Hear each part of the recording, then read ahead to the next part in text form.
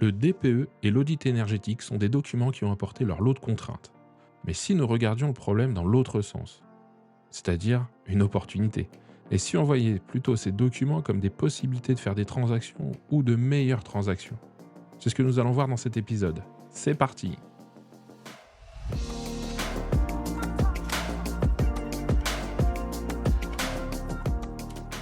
L'IMO Entrepro, c'est le podcast pour toi, professionnel, expérimenté ou novice, qui a besoin de changer l'image de ton métier auprès de tes clients. À chaque épisode, nous partageons ensemble un ou plusieurs sujets pour t'aider à avancer dans ton quotidien, pour qu'il te ressemble, qu'il soit aligné avec tes valeurs et surtout remettre l'humain au cœur de ce métier. Alors je te remercie de ton écoute et c'est parti.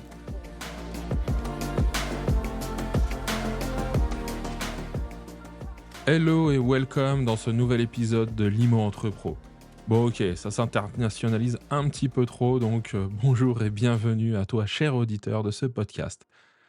Aujourd'hui, un sujet qui est d'actualité, qu'on entend maintenant depuis quelque temps quand même, hein. Attention, je suis pas dans pile poil l'actualité, mais il a fallu du temps pour que je l'intègre et que je réfléchisse un peu aux choses. Je veux te parler aujourd'hui du DPE, diagnostic de performance énergétique et de l'audit énergétique. Alors, je vais commencer par le premier, le DPE, le diagnostic de performance énergétique. Petit document qui est apparu en 2006.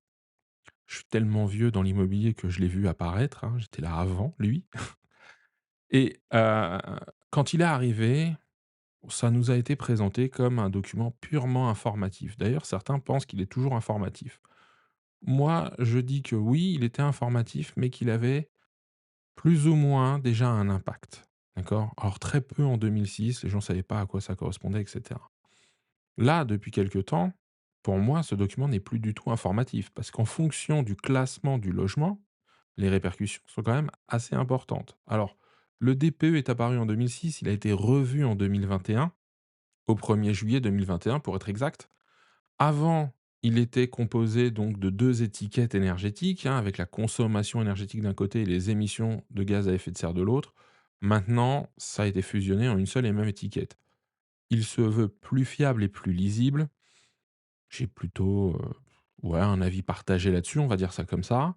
Et donc, d'un document informatif, on en parle à quelque chose quand même qui, aujourd'hui, a des incidences bien plus grandes. Prenons l'exemple, parce que c'est la première chose qui a été touchée. Aujourd'hui, bah, certains logements ont les loyers gelés, d'autres seront même au niveau de ça va même entraîner, pardon, l'interdiction de le louer. D'accord? Donc à partir de maintenant, bah, le nouveau bail interdit si la consommation, du logement dépasse les 450 kWh d'énergie primaire par mètre carré de surface habitable et par an. C'est assez compliqué, hein, juste dit comme ça, on sent bien que c'est un peu l'usine à gaz. C'est dommage pour un truc qui se veut, environnementalement, s en tout cas positif. À partir de 2025 donc, bah, plus de, location pour ce qui est, classé en G, 2028 ce qui est classé en F et 2034 ce qui sera classé en E. Donc si on n'a pas quelque chose en D, quelque part, on n'est pas très serein. Je vais être très direct là-dessus. Passons.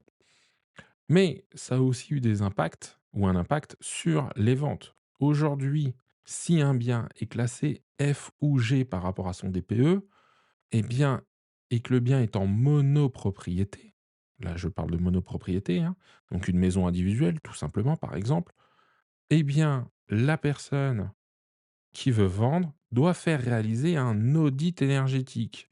D'accord?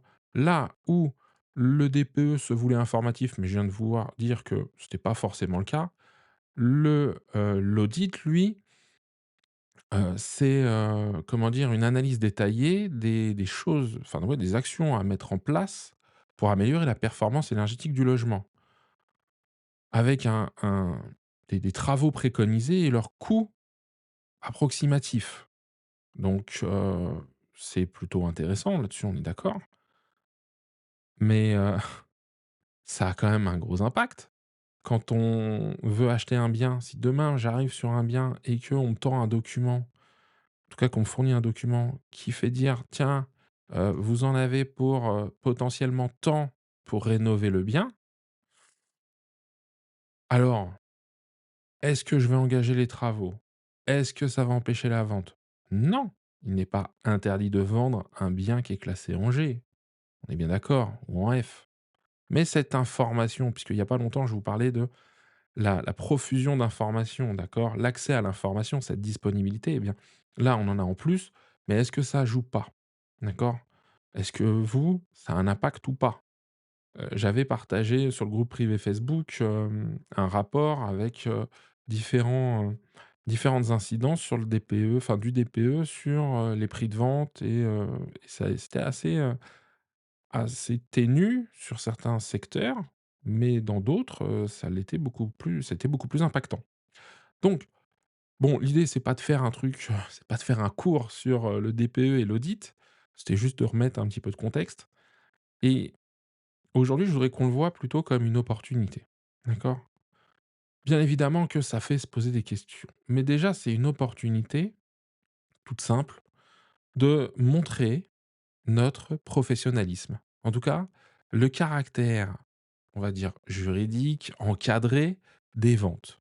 Et tous les professionnels, enfin pardon, tous les particuliers ne le savent pas encore qu'il y a ça à réaliser.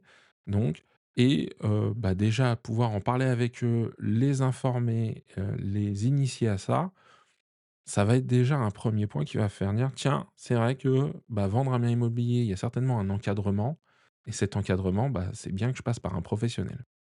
Deuxième point, bah, si le DPE est là, d'accord? Il faut peut-être s'interroger, se prendre la position d'acquéreur avec son client vendeur pour se poser la question, si lui-même était acquéreur d'un bien, quelle incidence ça aurait sur son choix? Comment il l'interpréterait? Et allons plus loin, si on doit lui fournir un audit énergétique, et je tiens à signaler que normalement, l'audit énergétique, en tout cas dans ce qui avait été proposé, dans ce qui est proposé, c'est qu'il puisse être mis à disposition des acquéreurs avant les visites. Alors, je l'ai pas encore parlé, mais enfin, j'en ai pas parlé, mais il y a un coût en plus, hein, à ces documents-là, hein. Déjà un DPE, c'est pas gratuit, mais en plus, l'audit énergétique, ça vient rajouter une charge supplémentaire.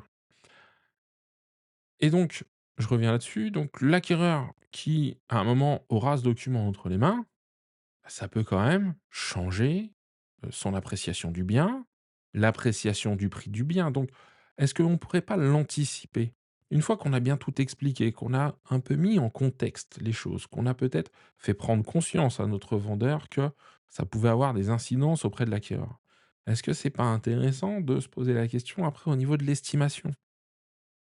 Parce que c'est pas la même chose si, je rentre dans un bien qui est super bien classé et dans lequel, pardon, je vais avoir le sentiment que, bah, il va me faire peut-être des économies par rapport à là où je vis dans mes dépenses énergétiques, par rapport à un bien où, bah, il consomme énormément et bah, soit je vais payer énormément de factures, soit je vais devoir dépenser, plusieurs milliers d'euros pour améliorer les choses. Alors, je vous invite à aller regarder quand ce sera disponible, il y avait une conférence au Rent sur comment améliorer la note de son DPE, la lettre de son DPE. Il semblerait qu'il y ait des possibilités, alors attention, c'est pas des choses magiques, mais qui améliorent assez rapidement et assez drastiquement la note sans passer par des gros, gros, gros travaux de rénovation. Bon, parenthèse fermée. Et donc, j'en reviens à ça. Est-ce que ce serait pas intéressant de travailler avec son client? D'accord? Dans cette relation et dans cette montée en compétence, cette fameuse montée en compétence que moi je prône pour faire comprendre à notre client vendeur là donc, eh bien, il faut qu'on parte sur une estimation qui soit la plus juste possible, qui soit la plus représentative possible de l'état de son bien. Et c'est là que on va déjà sortir du lot peut-être des autres biens. Bien évidemment que si en concurrent j'ai des biens qui sont tous classés de la même façon, ou dans des meilleures, notations, on va dire ça, bah, oui, mon bien va être atypique. Si après tout le monde est mal classé, c'est encore autre chose. Donc il y a une vraie prise en compte de l'environnement, d'accord? Et ensuite, bah, il y a un troisième volet, c'est toutes les opportunités pour toutes les personnes, les bailleurs aujourd'hui, qui ont des biens qui ne seraient pas encore, d'un point de vue énergétique, au top, qui veulent pas engager de rénovation pour X ou Y raison et donc, bah, c'est quelque chose, moi, que je trouverais très intéressant à l'exploiter dans son fichier, de regarder un petit peu.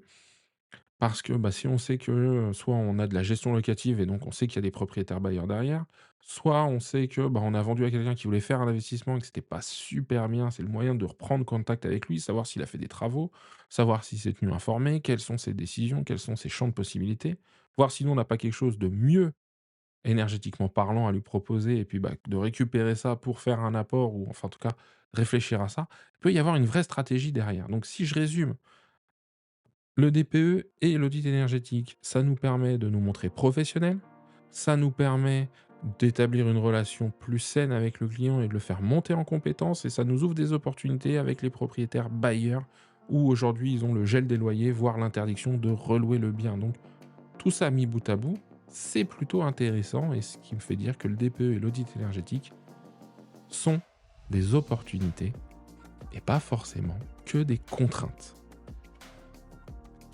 Je ne sais pas ce que tu en penses. Ça me ferait super plaisir que tu me le dises, en tout cas que tu me l'écrives. Donc, dans les liens qui sont fournis dans la description, eh bien, tu peux venir m'en parler, de voir un petit peu comment toi tu gères le DPE et l'audit énergétique. J'espère que cet épisode t'a plu et je vais te demander de lui permettre d'aller peut-être un petit peu plus loin, de pousser un peu les choses, c'est-à-dire ben, tout simplement de venir lui mettre un avis, de lui mettre 5 étoiles sur ta plateforme préférée. Et moi, je te donne rendez-vous la semaine prochaine pour parler d'IMO Entrepôt avec un nouvel épisode. D'ici là, prends soin de toi et de tes clients.